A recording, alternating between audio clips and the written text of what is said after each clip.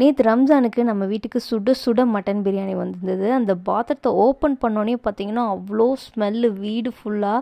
என்ன தான் நம்ம வீட்டில் பண்ணாலும் இந்த ஸ்மெல்லு அந்த டேஸ்ட்டு ஒரு யூனிக் டேஸ்ட் இதில் இருக்க தான் செய்யுது. நான்லாம் சின்ன பிள்ளையாக இருக்கும்போது ரம்ஜான் பக்ரீத் இந்த டைமில் தான் பிரியாணி சாப்பிட்ட ஞாபகமே எனக்கு இருக்குது. ஹோட்டலில் பரோட்டா மற்றபடி எல்லாமே வீட்லேயே செய்வாங்க. வீட்டில் அம்மாவே பிரியாணி செஞ்சாலும் அந்த பிரியாணி ஒரு ஹோம்மேட் ஸ்டைலில் இருக்கும். அத்தன்டிக்காக ஒரு பிரியாணினா அந்த பாய் கொடுக்குற பிரியாணி தான். அதெல்லாம் வந்து பார்த்திங்கன்னா இந்த திருநங்காக்கு அங்கே தான் பண்ணுவாங்கன்னு சொல்லிட்டு அது அவ்வளோ டேஸ்ட்டாக இருக்கும்.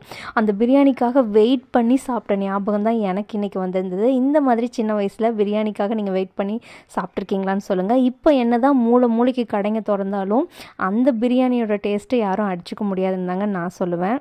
உங்களுக்கு யார் ரம்ஜானுக்கு பிரியாணி கொடுத்தா, இல்லை நீங்கள் முஸ்லீம் நீங்கள் யாருக்காவது பிரியாணி கொடுத்தீங்களான்னு மறக்காமல் கமெண்ட்டில் சொல்லுங்கள். இந்த வீடியோ பிடிச்சிருந்தால் லைக் பண்ணிடுங்க. தொடர்ந்து நம்ம சேனலை சப்ஸ்கிரைப் பண்ணி சப்போர்ட் பண்ண உங்கள் எல்லாத்துக்கும் ரொம்ப ரொம்ப நன்றிங்க. இது வரைக்கும் யாராவது சப்ஸ்கிரைப் பண்ணலன்னா மறக்காமல் சப்ஸ்கிரைப் பண்ணிடுங்க. தேங்க்யூ ஃபார் வாட்சிங்.